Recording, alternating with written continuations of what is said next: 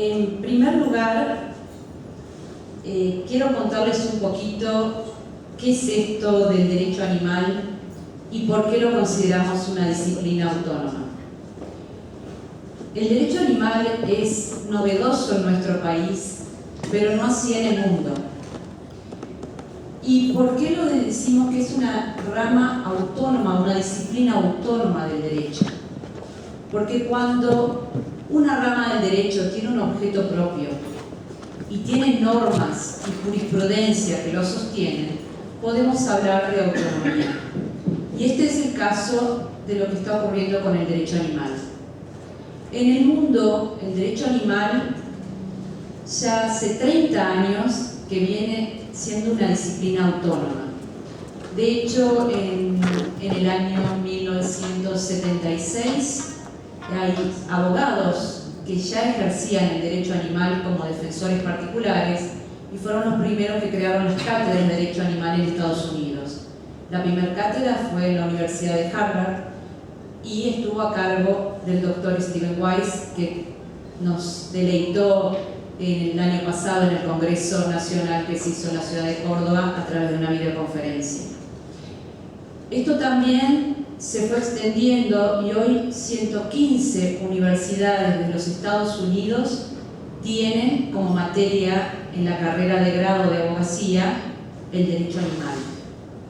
También tenemos, a partir del año pasado, especializaciones como son los másteres en derecho animal o los estudios específicos interdisciplinarios que se dan en la materia. En nuestro país empezamos a trabajar lo que se empezó en Latinoamérica a través de los institutos o de las comisiones de derecho animal o de protección legal de los animales en los colegios de abogados.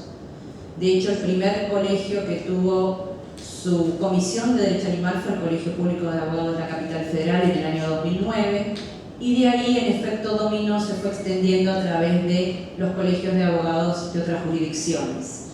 Algunos con características de comisión de protección legal como algo muy novedoso, y otros ya dando un reconocimiento específico como tácito, como rama del derecho, creando institutos al respecto.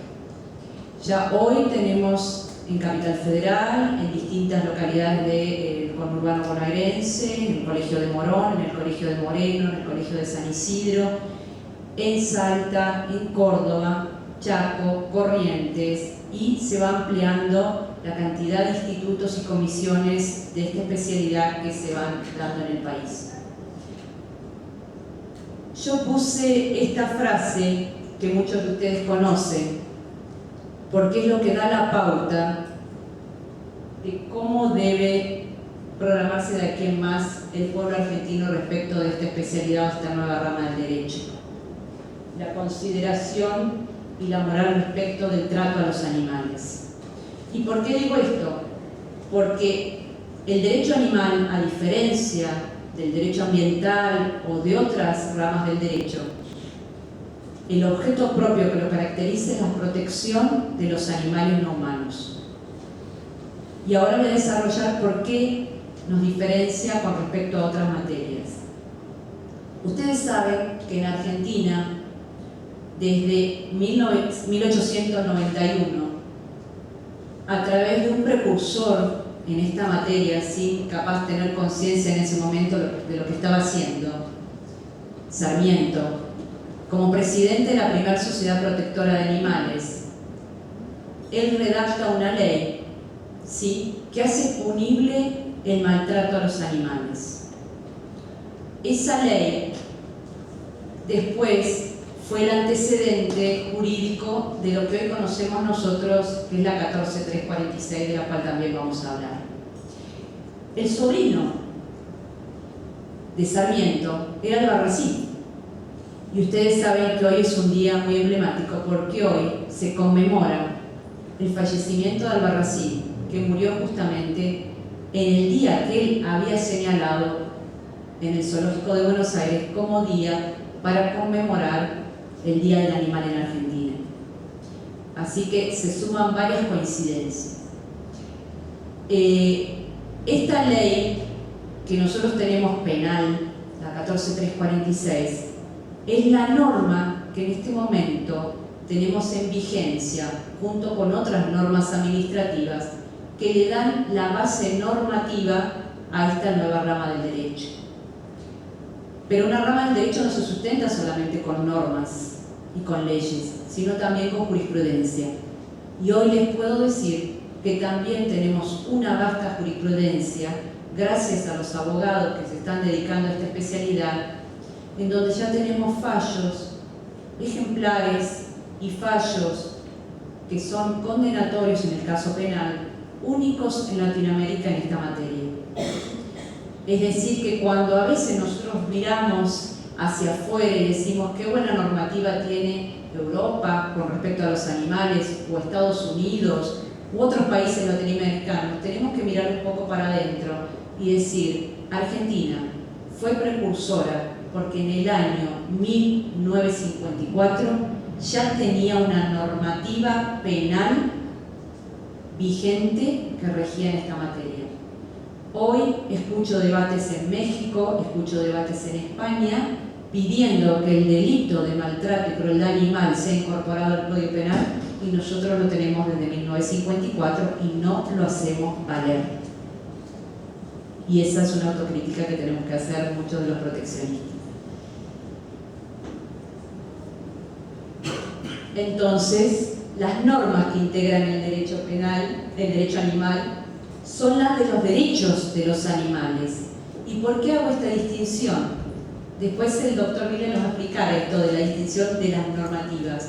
Una cosa son los derechos de los animales, derechos que nuestras normas vigentes todavía no le reconocen, pero que sí existen y tienen una base moral, a lo que es la normativa vigente en particular.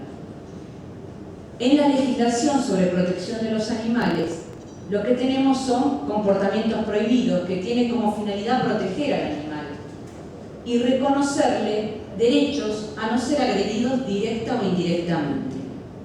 ¿Sí? Eso es lo que hoy tenemos nosotros en vigencia. Normas, algunas administrativas, otras contravencionales, otras penales, que nos indican solamente esto. Es decir, que estamos en los inicios de una nueva rama y en los inicios también de generar una normativa que sea realmente protectoria de los animales no humanos. Volvemos a reafirmar el concepto. Entonces, el derecho animal es la rama del derecho que tiene como objeto o finalidad la protección de los animales. Cuando ustedes les pregunten qué es el derecho animal, nos referimos a eso. ¿Y cuál es la diferencia que tenemos respecto de otras ramas del derecho? Que para nosotros, los que hacemos derecho animal, tenemos una visión de que los animales tienen necesidades básicas e intereses propios. Son seres sintientes y comparten con el ser humano, aunque no sea respetado, el derecho básico a vivir en libertad. Y acá hacemos una distinción justamente de lo que les refería recién. Los derechos de los animales, derechos morales y éticos, a lo que tenemos en vigor y en vigencia. ¿Por qué? Porque ustedes saben, y los colegas lo pueden confirmar, que hoy tenemos una esquizofrenia jurídica en nuestro derecho. Tenemos un código civil con raigada romana que me dice que el animal es una cosa, y tenemos una norma penal que lo tutela y lo protege como ser sintiente y lo hace víctima en un procedimiento. Entonces tenemos esa dicotomía que hoy tenemos que solucionar y tenemos que cambiar el estatus jurídico que le da el Código Civil al animal, porque ninguno de ustedes que están en esta sala me pueden decir que un animal es equivalente a este escritorio, a una silla, porque cualquiera que convive con un animal no humano en su casa, un animal al que llamamos doméstico, me va a decir que no tiene sentimientos, que no sufre, que no expresa felicidad, que no siente placer, cosa que yo no veo en ninguna mesa ni en ninguna silla. Entonces hoy sería ilógico plantear que los animales son cosas, aunque el Código Civil lo diga. Entonces tenemos que transformar esa esquizofrenia, esa dicotomía, y empezar a que nuestras leyes vigentes, nuestros códigos de fondo se adecúen a la realidad, y eso fue un trabajo que hizo el doctor Viglia, que después le va a comentar, en haber presentado la reforma del Código Civil y cambiar el estatus jurídico de los animales. Esto lo quiero reafirmar. Para el derecho animal, nosotros consideramos que el animal tiene intereses propios, derecho a la vida, derecho a la libertad, y que ese animal, aunque sea una especie diferente a la nuestra, tiene derecho a vivir, y que nosotros tenemos que empezar a cambiar nuestra óptica hacia esos seres que comparten la vida con nosotros. Ya no es una óptica que nosotros utilizamos para nuestro beneficio, sino que él tiene intereses propios y necesita vivir su dignidad independientemente de las necesidades que nosotros le manifestamos. Por eso vamos a ver que entre el derecho animal y el derecho ambiental, yo puse similitudes, diferencias y algo más. El nexo más fuerte y directriz y la columna vertebral que rige a ambas ramas del derecho va a ser la ética. Pero nos vamos a diferenciar después en lo que les planteaba antes, en la concepción y en la visión que tenemos hacia ese ser que comparte con nosotros la vida. Si vemos y tomamos una de las ramas justamente del derecho ambiental, que es el conservacionismo, que después muy bien nos va a ilustrar el doctor Viglia con respecto al tema de toda la actividad de los zoológicos y todas las actividades de las reservas conservacionistas, tenemos esta salvedad. Dice, para el conservacionismo propio del ambientalismo, como una corriente más, no quiero decir que sea exclusiva, la mirada no se centra en la protección del individuo de una especie por ser objeto de consideración moral o por tener en cuenta sus intereses, derechos o dignidad, sino por la importancia que tiene por pertenecer a determinada especie que es necesario o conveniente conservar por ser parte de un sistema a que realmente se protege. Y agrego abajo que a la luz de esta postura se justifica, por ejemplo, el exterminio de determinados animales, de determinadas especies, por considerarlos plaga. Eso es lo que nos diferencia a nosotros de una postura ambientalista conservacionista. Desde ya les pido mil disculpas, esto tendríamos que hacerlo obviamente mucho más extenso, pero los tiempos no nos permiten. Lo que queremos en este momento con la doctora Ibalú, con el doctor Gerardo, es tirarle conceptos para que ustedes vayan debatiendo después internamente todas estas situaciones y darles como tips para disparar justamente el debate. Nosotros no venimos a expresar verdades, sino venimos a expresar lo que nosotros creemos y lo que nosotros sentimos y que para nosotros es nuestra verdad. Para aquellos que hacen el derecho ambiental van a saber que hay corrientes, ¿sí? En el derecho animal también hay corrientes filosóficas y jurídicas. Para establecer la postura, los tres que estamos acá, los tres profesionales que estamos acá, nos enrolamos en la postura abolicionista del derecho animal, en contraposición, como nos va a explicar el doctor, de una postura bienestarista. Y ustedes nos dirán por qué a estos tres colegas se les ocurrió dedicarse al derecho animal. Yo les cuento que en mi carrera profesional, yo hace 20 años que me recibí de abogada, siempre me dediqué al derecho penal. Y me dedicaba a los más vulnerables, que yo consideraba en ese momento, a los más indefensos, que eran las personas privadas de la libertad, y que yo consideraba que estaban injustamente privadas de libertad. Como dice el doctor Steven Wise, él también se quiso dedicar a aquellos que tenían la menor protección y eran más vulnerables en el sistema. Entonces nos empezamos a dedicar a la defensa justamente de aquellos animales no humanos que también veíamos privados de libertad. Hoy ustedes van a una perrera y ven perros, gatos a veces, privados de libertad. Cuando vamos a un zoológico, vemos también animales no humanos privados de libertad.